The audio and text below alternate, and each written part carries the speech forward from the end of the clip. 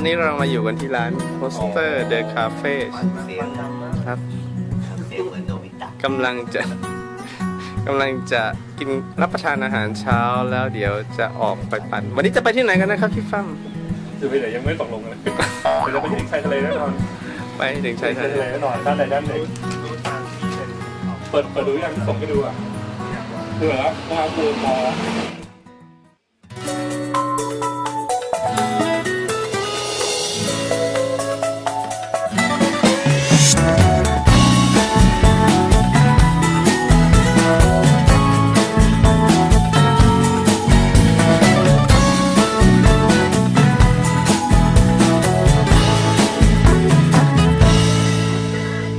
ฉัน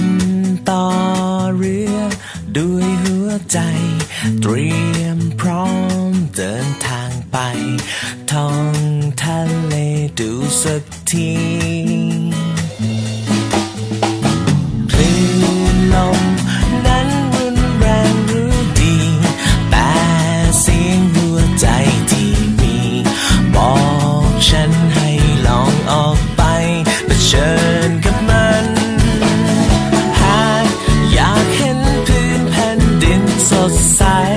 แต่ไม่ยอมลอยเรือข้ามไปปล่อยเรือไว้อย่างนั้นแล้วอีกเมื่อไรเธอถึงฝั่งฝันต้องขอไปตามใจสักวันออกตามฝันสักทีใน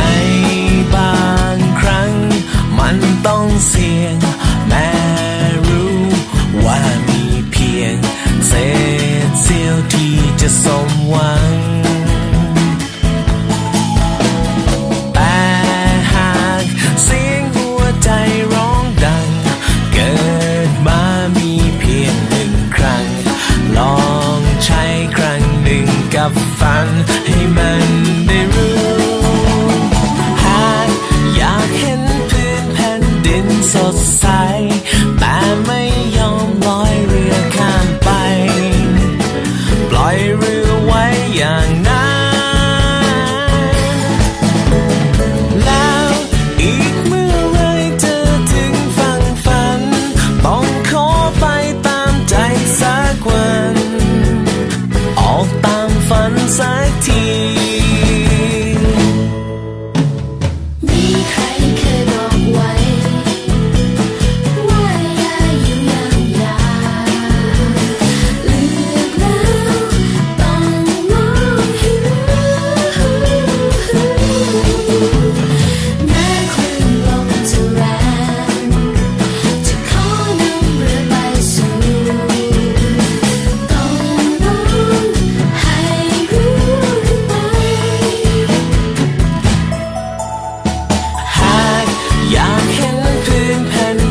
สดใสแต่ไม่ยอมลอยเรือข้ามไปปล่อยเรือไว้อย่างนั้นแล้วอีกเมื่อไรเธอถึงฝั่งฝันต้องขอไปตามใจสักวันออกตามฝันสักที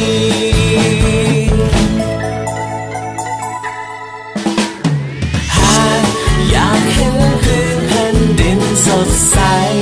แต่ไม่ยอมลอยเรือข้ามไปปล่อยเรือไว้อย่าง